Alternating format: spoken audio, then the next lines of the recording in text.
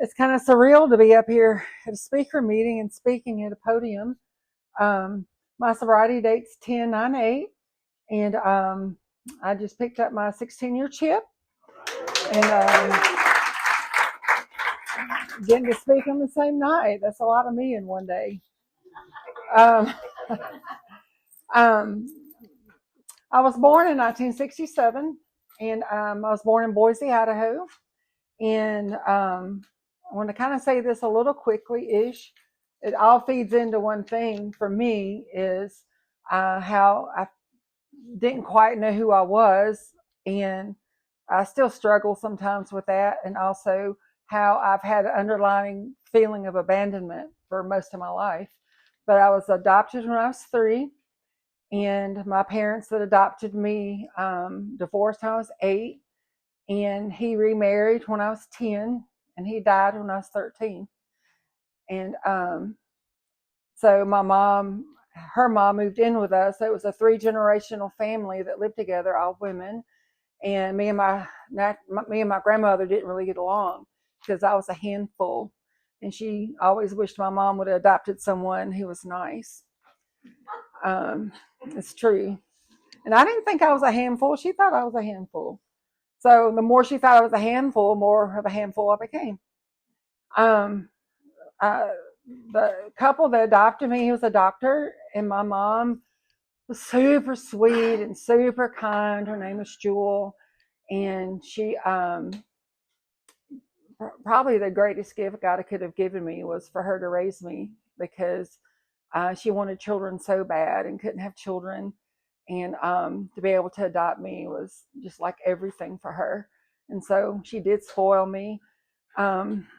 She was just kind and gentle, but she was a codependent enabler, which I didn't know that back then. But my dad that adopted me was also an alcoholic, and he was a doctor, but he had a little trailer next to where his office was, on a little lake overlooking Tuskegee, Alabama. That's where I was. That's where I grew up, in Tuskegee, Alabama. And I actually painted a little podium up there for when they had their meetings there.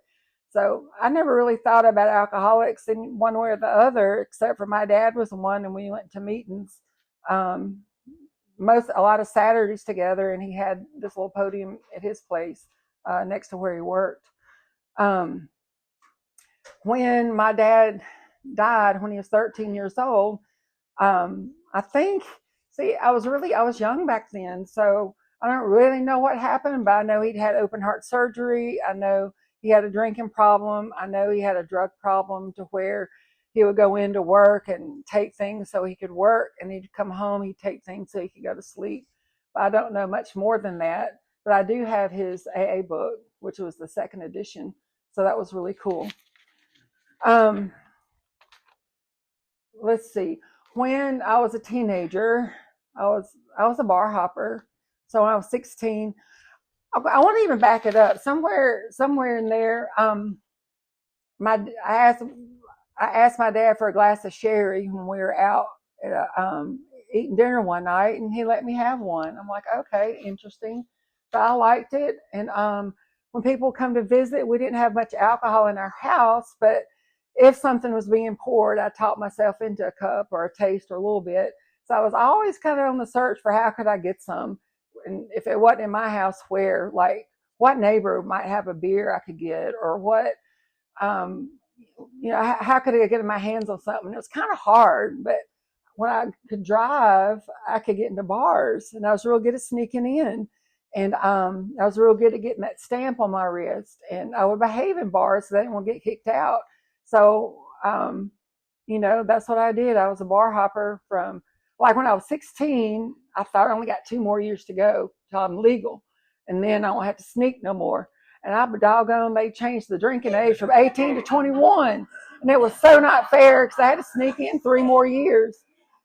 So part of my loneliness at that time was I didn't like being home alone by myself.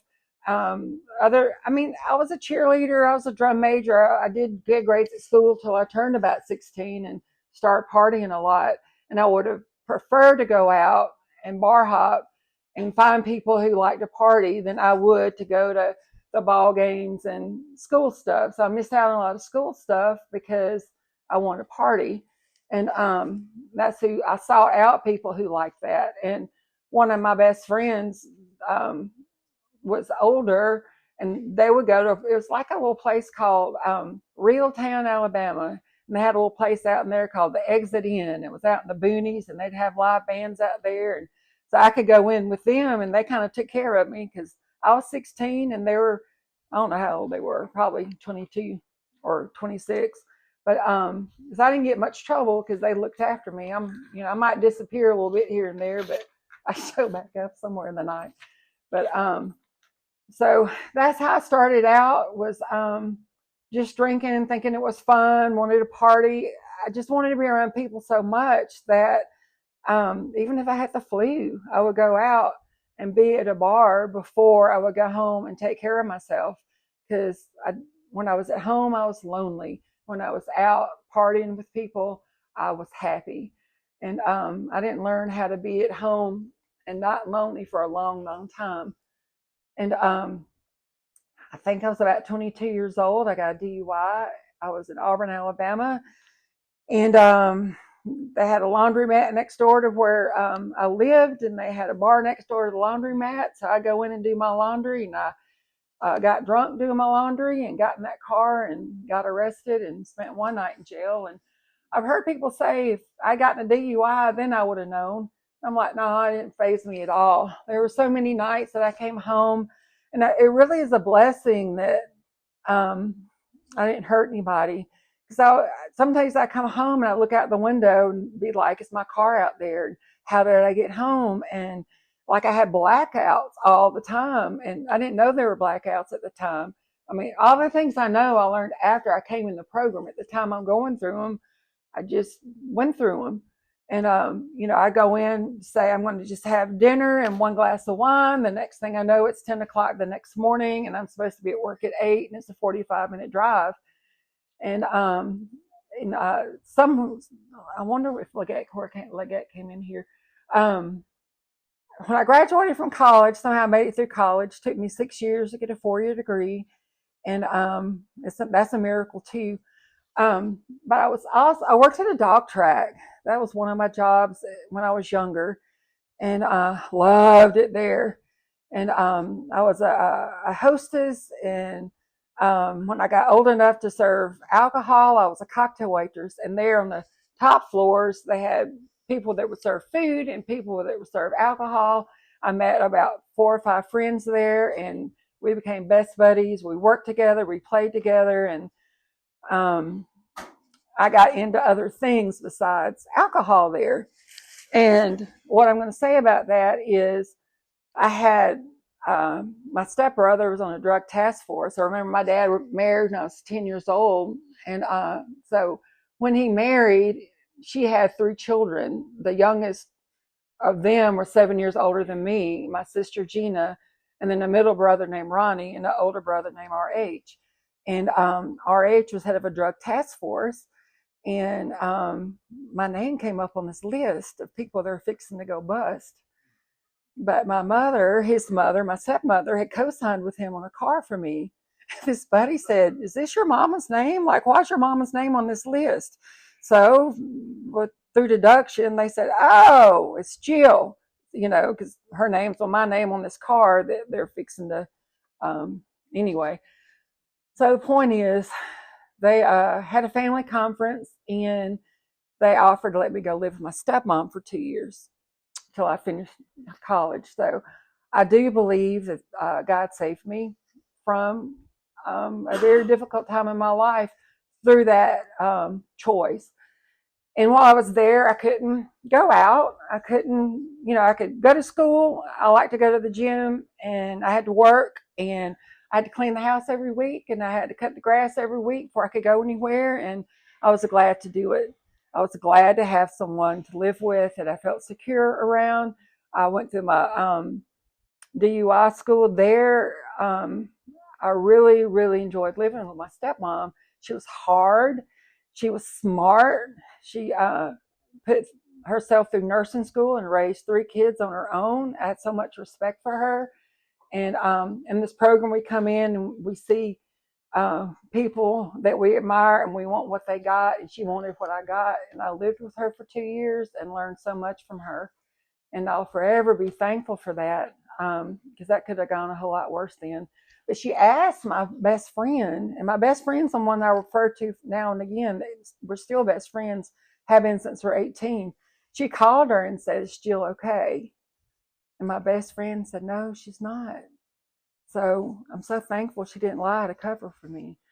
And here in Alcoholics Anonymous, we also work a program of honesty.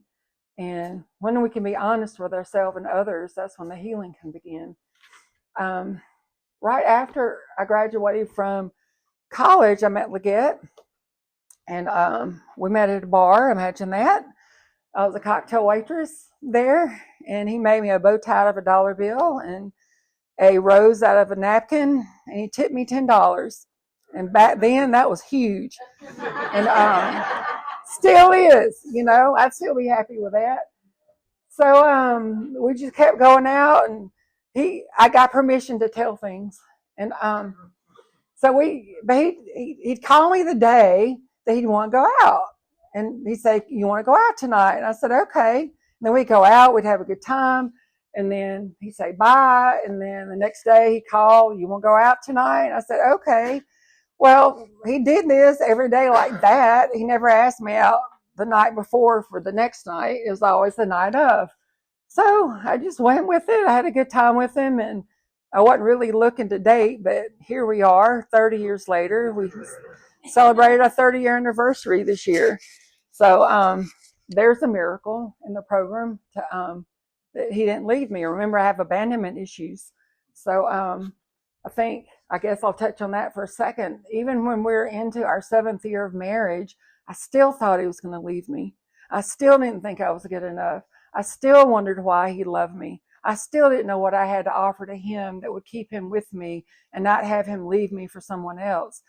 And even today, if we get in a bad argument, which doesn't happen much anymore, I'm like, is this the argument that's going to put him over the edge, that this is the time that he's going to leave? Like, surely he's tired of me by now. And then when it's not, I feel just so thankful. And I try not to be a handful. I'm less of a handful today than I was 15 years ago.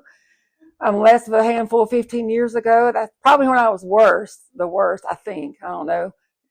Let's put it this way. When I would drink and get drunk and black out, I was married to him the 15 years of that. Just being 16 years now, for a while, it was like I was drunk with him more times with him than I was without him. And now I've passed over the halfway mark. So I'm like, okay. So, but I think that's why I didn't get in so much trouble, because he could have a drink, take it or leave it, and he would drink coffee, and he'd be the designated driver. And I could wake up the next day and ask him, "What did I do last night? Do I owe anybody any apologies?" But remember, the people I chose to hang out with drank like I did. So it was always great if there's at least one person that would act worse than I would. Then she could get all the attention. So I'm trying to figure out okay. So I went to Italy, and in Italy, so there's just different phases of my drinking, and I'll get to the phase that's kind of short to get to the Italy part, which to me shows how God weaves lives together, how he worked in my life. When I lived in Texas, before I met Leggett and I was bar hopping, I was just all out there to have fun and drink and whatever. And then after I met Leggett, I was with him, and that was it. He and I went to bars together, met at a bar, went drinking. All our friends were in bars. We just had all about bars, which will come up later too. But then we went to Misawa Air Base for 3 years. Well, Misawa Air Base, if I got in trouble, I was going to get sent home, and he could get to stay in Japan. So I had to behave for 3 years because I didn't want to go home and live without him. So there they didn't have DUIs. They had driving while intoxicated. If you had one drink and got caught driving, you were arrested on the spot and then probably get sent home. So we walked. We didn't drive at all. We walked. And so that's how Japan went. But I think Japan is where really the drinking started moving towards more of I couldn't control it. I couldn't live without it. I had availability to it all the time, so I never ran out of it. But it was also when the blackouts, I think, started happening more. And one time I locked him out of the house at like, I don't know, 3 or 4 in the morning, and it's cold and snowy outside. And so I don't know if I y'all tell that, but anyway, what I did was locked him out, and I should okay. Anyway, I started. I wouldn't let him. No, I'll do that another day. I don't know. Anyway, sorry about that. Yeah, I was a handful. I wouldn't let him in until I was ready, and it was cold outside. And he told me the next day what I did, and I'm like, "Oh, I'm so sorry." But I did it in a blackout and didn't remember doing it, and he had to tell me what I did. So um, that's just how my life rolled for a long time. And even today, he'll look back and go, "Do you remember this?" Because we drove to Florida a lot before we moved here, and I'm like, "No, I don't remember that." There's so many things from age 16 to um, you know, because 16 years ago I quit drinking, so I was 41. So 16 to 41, there's a lot of my life I don't remember because I was hungover or blacked out. In Texas, I remember waking up hungover. I don't know, 12, 2, 4 in the afternoon, and it was just another day of being wasted. And I heard a voice in my head that said, "Get up, you're wasting. I have more for you than this." And that's where the voice started. That's where I kind of started wondering if I was drinking too much. And we were married then, and that's when I started trying to change and I started trying to get pregnant. And it took 3 years to get pregnant. And I didn't drink while I was trying to get pregnant because I didn't want to have alcohol within that pregnancy. And I didn't for a while. I thought maybe I'm not going to get pregnant because I wasn't pregnant. So but I did move to Florida, and within a month I got pregnant, and I was so excited and got to have my child. And that's really what, at that point in life, that's what I wanted more than anything. Um, and then after he was 1 or 2, I believe, I said, "Well, I got this. I hadn't had a drink in 4 years.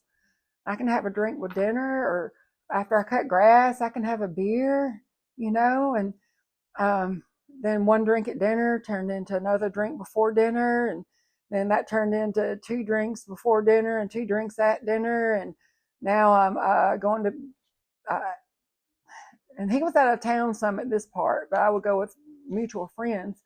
And then I'm going to pick up my child and having my child in my back seat of my car.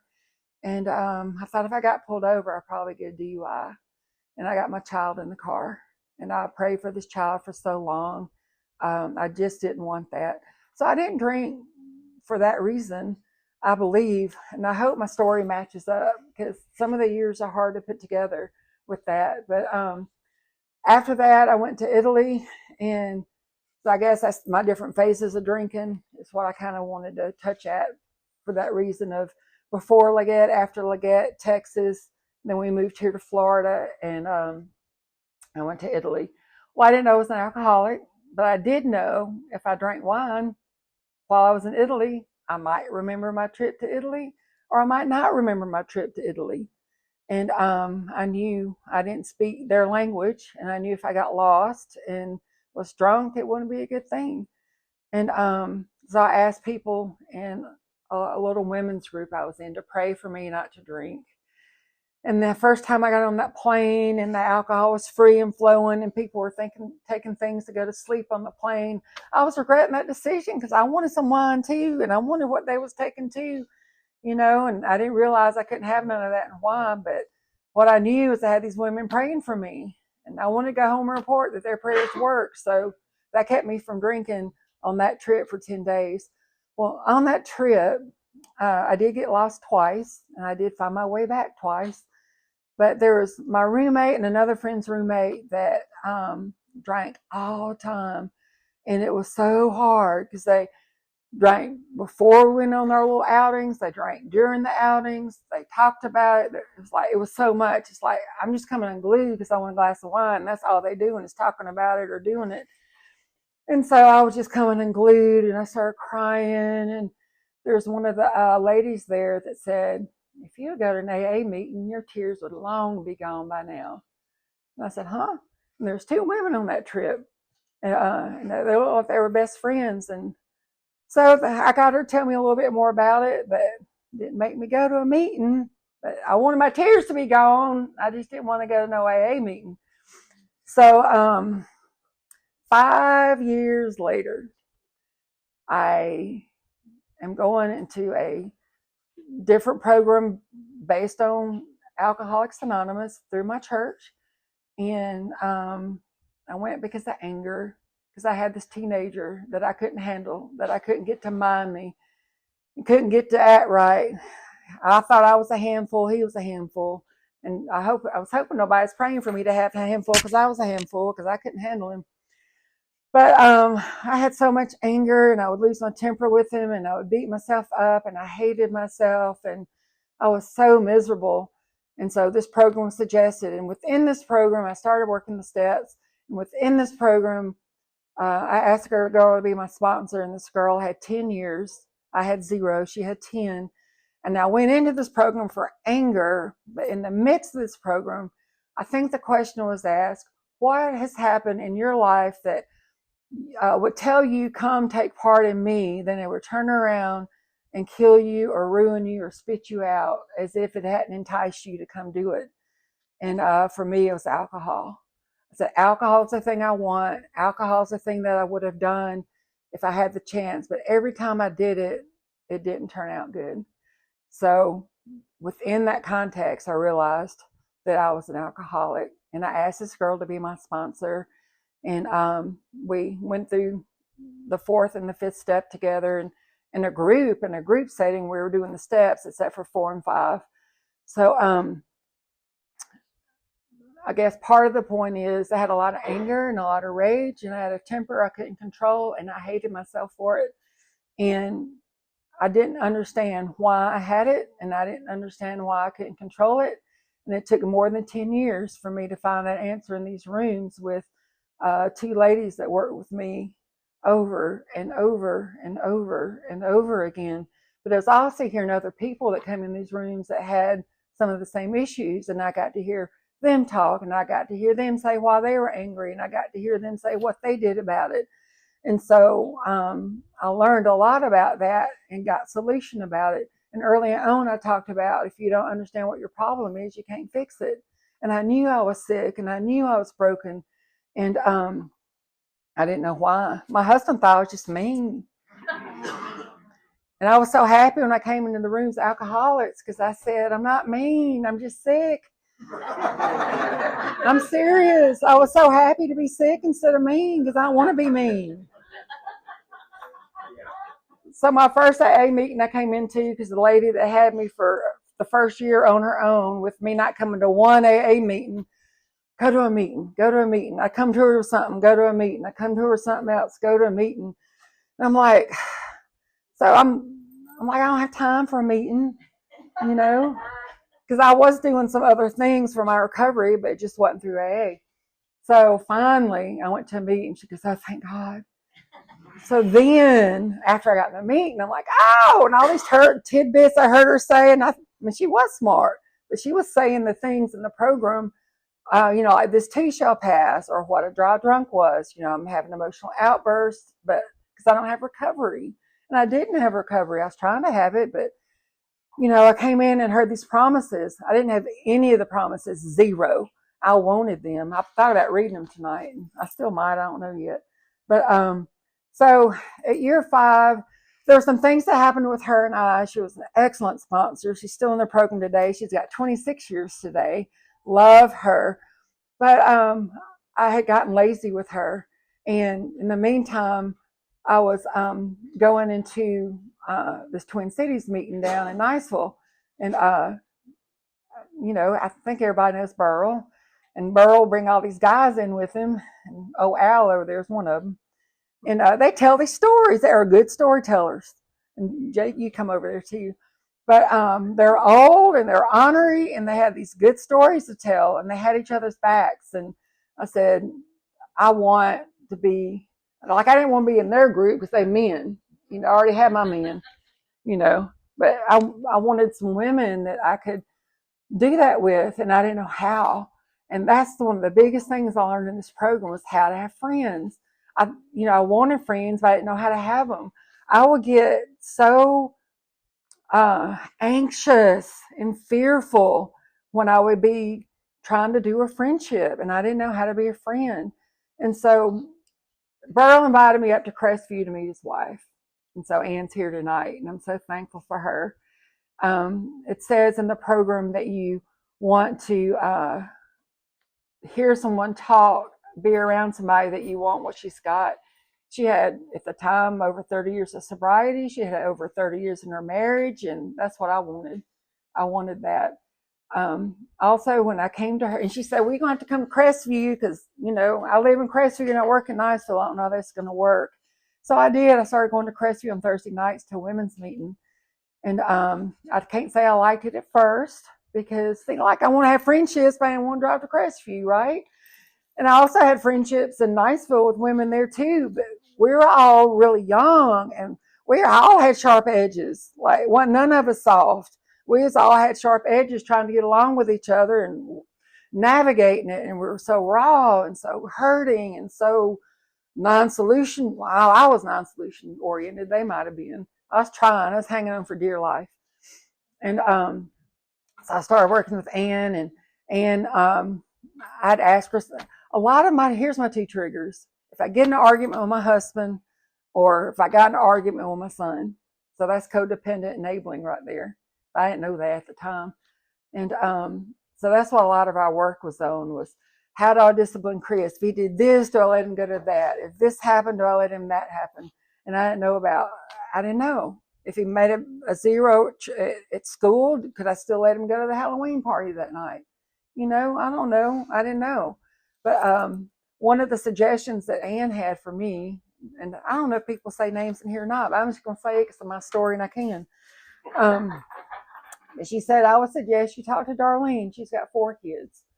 And so I did. And so that's how I got to talking to Darlene. So with all of their years of sobriety, they both have poured into me for the last 11 years. And when it talks about in the promises how you can handle situations which used to baffle you. Okay, so 10 years of this happened, what do I do? This is what I'm going through. What's your part in it? This is how I'm feeling. I'm anxious.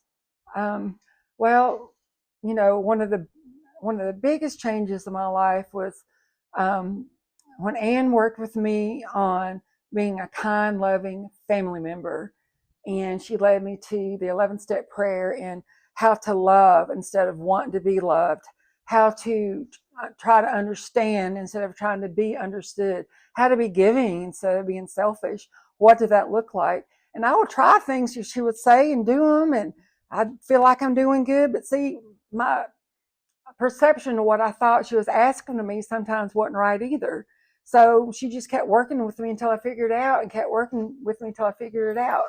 Well, 7 years before we had as much time together, I about went out and drank because my husband's sister came over and I was just mortified to have company in my house for, she said 3 days turned into 7. I'm like, oh my God, I'm going to die. I felt like a caged cat.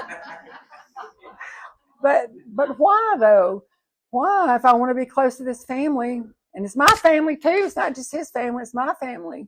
Because I didn't know how to not be selfish. I didn't know how to not want to control everything. I didn't know that I could share love with him, with his sister, and it wouldn't be taken from me, right? Because I was taken away from my mama when I was 3 years old, even though I was raised by a good mama, But all of these things I didn't emotionally deal with. Anyway. So that was one thing that happened. And today we're great. Sometimes the sister calls me before she calls him about things, or if we're planning a trip, I plan it. Where do you want to go? What do you want to do? And so now I am a family member, and now I'm not going to say I'm never selfish, but I can talk with another person before I make decisions.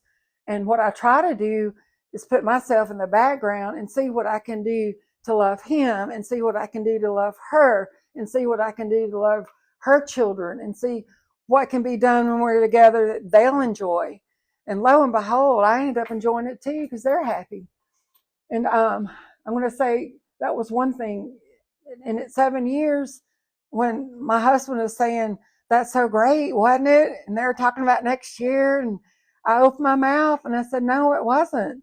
And then we got in an argument, and then he thought I was the worst person in the world. This is 7 years. And I I cried. I wanted to go out to drink because I couldn't live this way. I could not live that way. I'm an alcoholic. I thought he was going to divorce me. And my sponsor said, "It's an argument. People have them. It's okay." But I also got to go to therapy and learn how I could have my own space. And he also learned how if I didn't want to go, he could go without me. And my sponsor said, "Let him go without you." So I don't want him to go without me. So that's too bad. You have to learn that. So there were some things that I had to be taught that I didn't like, but it's okay now. So that's 7 years, 16 minus 7. So I don't know, what's that, 9? It took 9 years to get from there to here. I'm a slow poke. It says in the promises, sometimes quickly, sometimes slow. Most of the stuff I got slow. But pain's a great motivator because I loved my husband. I wanted him happy, and hanging out with his sister made him happy. Look, all the things that he's given me to make me happy. What can I do for him? So, but I figured out in the program it's because I was ate up with fear of losing something I want, fear of not getting something I want. So, I was jealous. I had fear, so anyway, working through the steps, working with a sponsor has really helped out with that. And I'm going to have to tell a story on Darlene too, because somewhere back in there, I think when we were about our 22nd, 23rd year of marriage, I wanted to be understood. And if he didn't understand me, I'd explain it again until he understood me. If he still didn't get it, I'd explain it again. Well, somewhere in there, it always turned into an argument. And so it's like in the book, you're stepping on the toes of others, and then you're recoiling from their retaliation. And I was recoiling because, anyway, so, oh my gosh, here's the switch. I went and I got in the very back of the house, locked the door, went back into the bathtub, no water in the bathtub. I just didn't want to be disturbed. I didn't want to hear him to hear me. And I got on the phone with Darlene, wham, wham, wham, wham, wham, wham, cry, snot, cry. I can't even tell you what it's about. I don't even know. But I remember she talked with me through it. And then at the end of it, I went in there and sat next to him and kept my mouth shut. And I didn't need to be understood because she understood. We didn't argue that night. So the next time something was boiling up, I said, "I think I'm going to go call Darlene." So next time something came up, which was kind of spaced out a little bit, like that looks at me, "Why don't you go call your sponsor? Why don't you go call Darlene?" And a lot of times if I wasn't going to a meeting like I was supposed to, he'd want me to, I said, "What kind of amends do I need to make?" It's like, go to a meeting. And sometimes I'd be mad, like, "Do you want me to go to a meeting so much you go with me?" And he'd like, "Yeah." So he'd go with me. And he does go to meetings with me. Sometimes I go to meetings a lot more than I used to. I don't have to be drugged along anymore. Probably about year 7 or 8. Like I really started working with Ann at year 7. And then as my son grew, I grew. God has a sense of humor too. We moved into our house over here at Blue Water Bay, and we downsized and nice little townhouse and get to decorate all cute. And my son's a teenager now, so we can stick him in one room. Shut the door. That's what I had to do. Shut the door. Don't look at it. And that was hard. I wanted his room to be neat too. I want him to clean up after himself. I can tell you that didn't happen ever, not ever, ever, never, ever, not one time. The only thing that changed was me. I quit asking it of him. But my dad got Alzheimer's. So I moved him in with me. We were going to move him down the street where we could check on him. And then after we had him a few days, staying with us to prepare all that, we figured out that wasn't going to work out. So this is the girl that couldn't stand company for 3 days. Now I'm having somebody move in with me. I'm like, ah. So this is the dad that was my natural dad too. I didn't meet him until I was 26 years old. I met my natural mom when I was 24. I met my natural dad when I was 26. And anyway, here he moves in with us. And all this time, I thought I'd gotten over my anger with my son and that rage that I came into the program for to learn how to deal with. And it came out again with my dad there. And then even more guilt and condemnation because why was I doing this? And he don't want to pull the car. I'm your dad. Don't talk to me that way. And I'm pulling my car. Well, you didn't raise me. You don't get to say that. And, actually when he found out that I was his child, they went to a court and, I don't know much about that court date, but they chose that he would give up his parental rights, and my mom took me with her, and I never saw him again until I was 26. And she's the one that gave me up for adoption when I was 3, and I didn't see her again until I was 24. But being the loving, trying to be, love God, love one another, I've always feel like I have been, I'm going to say the word blessed because I do feel that. I've always had the ability just to put that first and to try to let go of animosity, try to let go of hurt feelings. So I just loved everybody the best I could. And when I got married, my stepbrother gave me away.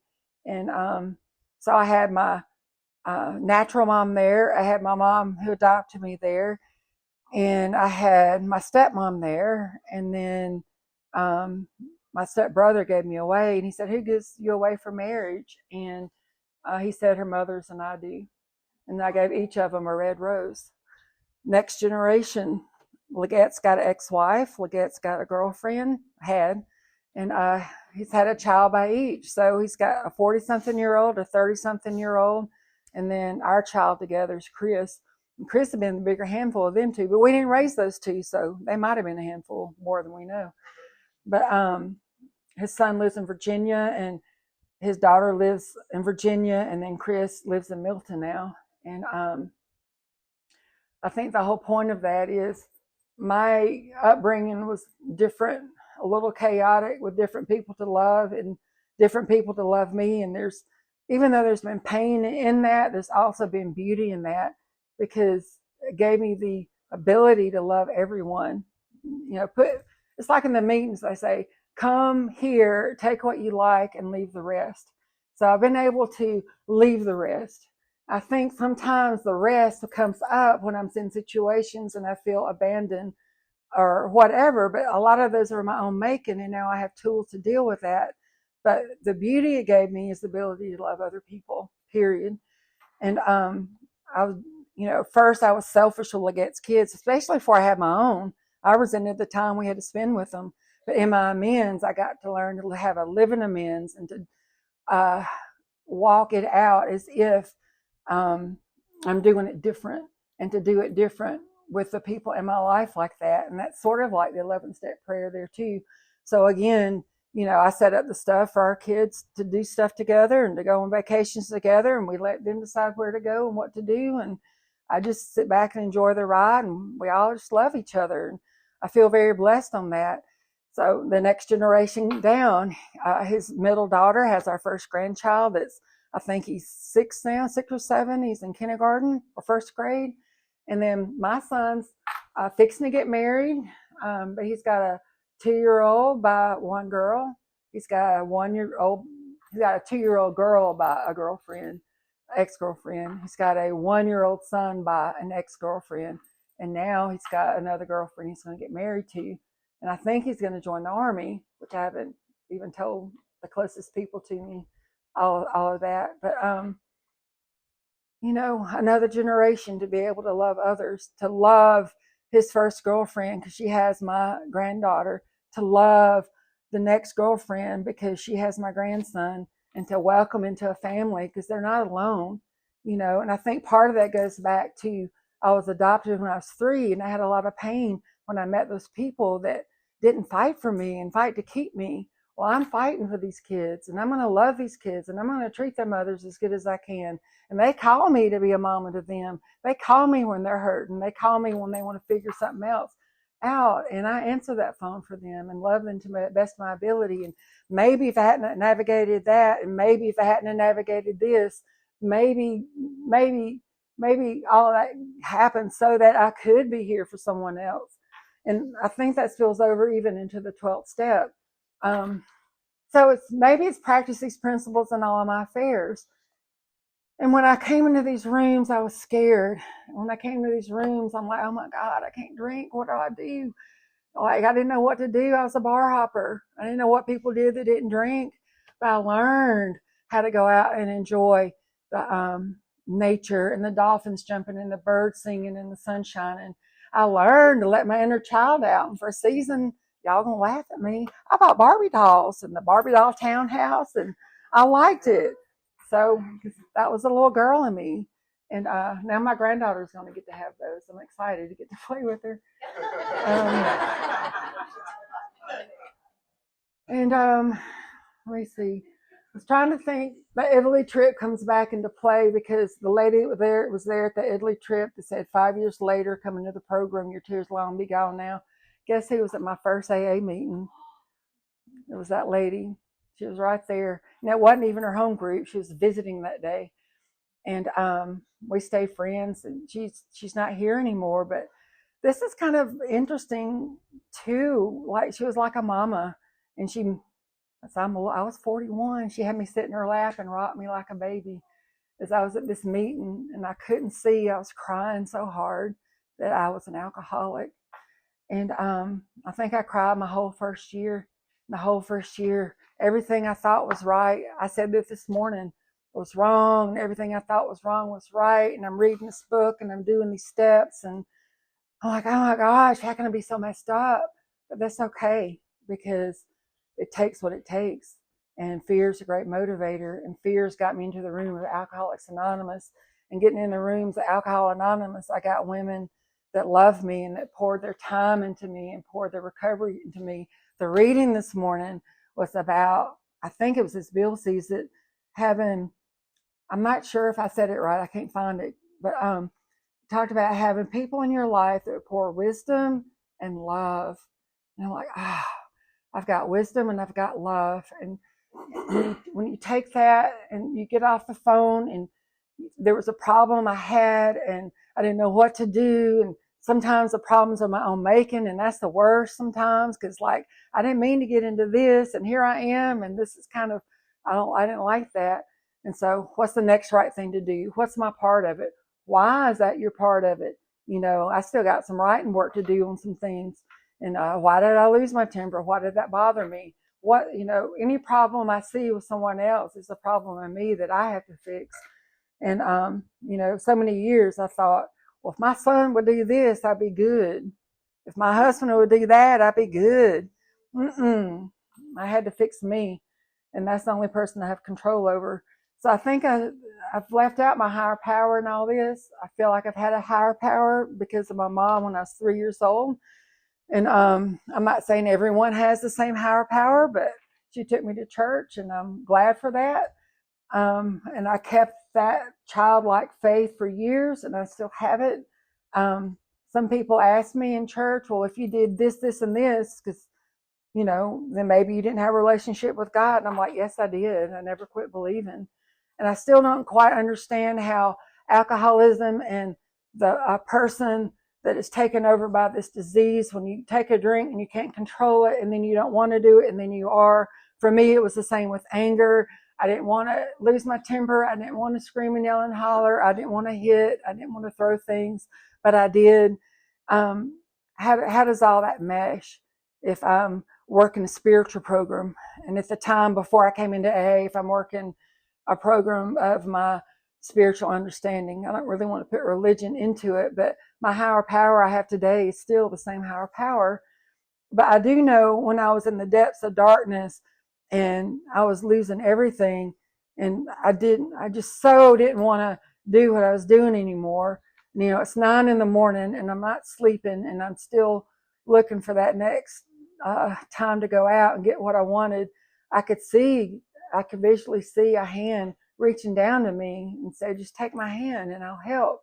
And to me, what that help was is all these years later coming into these rooms, because what I found through my program, what I found through through my prayers, what I found through the people that reached out to me. And I love that when someone reaches out with a hand of AA, I'll be there.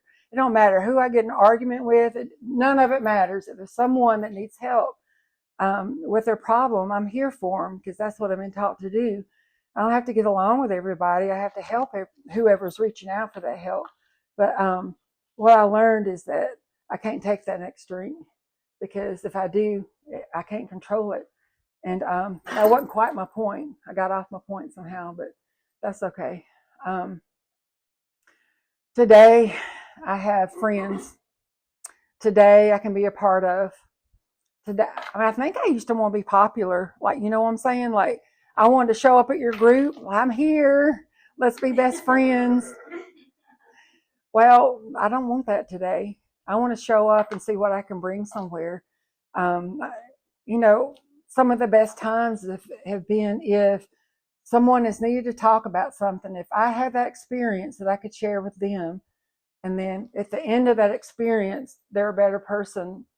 Not that they're a better person, but they're a person who can let go of the guilt or the condemnation or the confusion and say, oh, I can do this. The guidance of doing the next right thing for me has been the miracle, because I couldn't always figure out what the next right thing to do was. So I have a God of my understanding, which is step one. Well, step two, I know my life was unmanageable. Even when I wasn't drinking, I was irritable, restless, and discontent. And at 5 years, I felt like I had to come to a meeting to not be irritable, restless, and discontent. And I was mad about that. But at year 7, I really started getting that recovery. And then since then, from then to now, I've been so thankful for the women in my life. I've been thankful for the people in the rooms that have shared themselves, some hard things they've shared. And that when we speak from the heart and we share what hurts, and then we can come along and share what worked, and we see God work in the midst of it, then to me, that's where the joy comes from. And that's part of, to me, the promises that have come to be, is that I didn't have any of this stuff when I came into the rooms. And now, because I asked for solution and I took a suggestion and I asked God to help, and I had ladies translate to me what God's saying to me instead of me translating what God's saying to me, then I've been able to just be a better member of society. I've been able to be happier. I've been able to be peaceful. I've been able to be a part of. And I've been able to pick up that phone and hear other people and share my experience, strength, and hope. And that's when I feel like, I didn't start feeling useless anymore. And when I didn't feel useless anymore, I felt good. So that's my story. I don't know if any of it made sense or not, but I wanted to read this one thing over here. Now, I think we read it in our group on Thursday night, and I'll end with this. It's on page 381. Winners take all. Today I'm doing things I never dreamed possible. More importantly, it's the peace and serenity I feel inside that keeps me coming back. I have been through hard times, in and out of sobriety, but before AA, it didn't matter how good things got. I always had a feeling that something was wrong. Since AA, it doesn't matter how bad things get. I always have a feeling that everything is going to be all right. And that's where I am today. And I'm so thankful. And I'm thankful for all of you. And thank you for letting me share.